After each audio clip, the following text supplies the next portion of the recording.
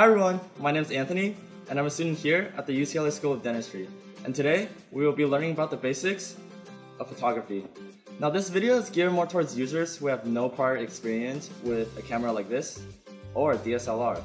But the principles explained in this video are still important to all aspects of photography.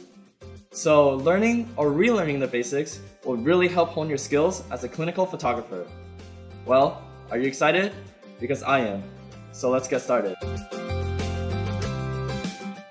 Now, to understand the basics of photography, we need to know the three most important terms, which are 1.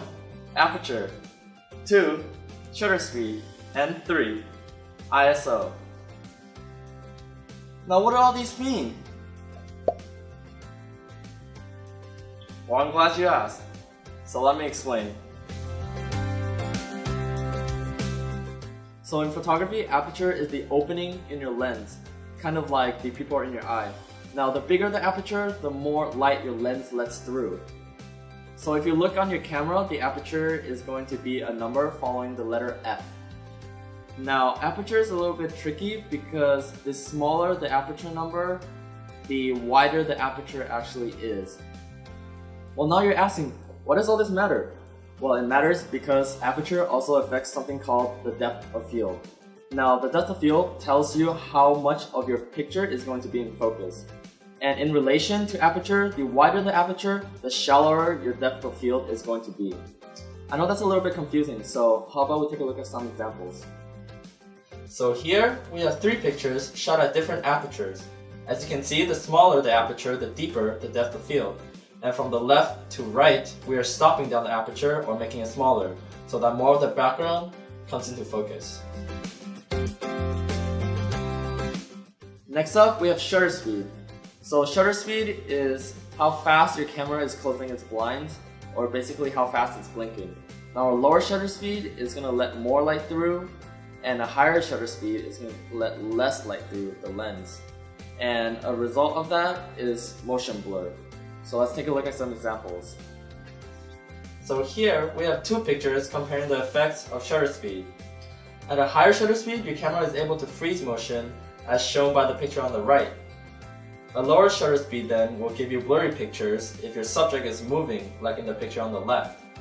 Now I think shutter speed is pretty cool to play with because it can give you some really interesting pictures like these.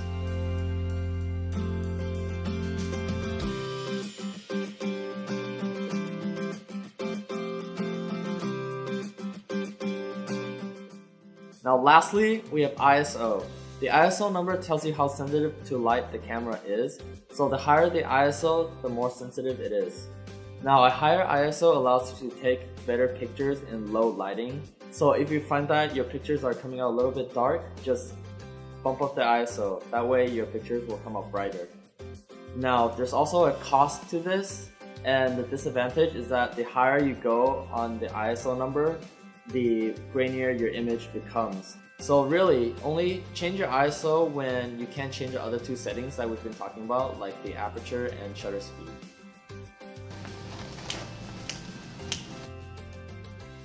Now, balancing all these 2 factors is what photography is all about. You know, knowing when and what to change. Now, understanding how they interact with each other will really help you as you move on to taking pictures in clinic. So remember, when you run into trouble, just come back to the basics and you will be fine. Well, that's it for this video. Thank you guys for watching. I hope that this video has helped you guys gain a better understanding of photography. And now, all we have to do is to turn theory into practice. And just like in dentistry, practice will only make you better. So thank you guys for watching. I'll see you next time.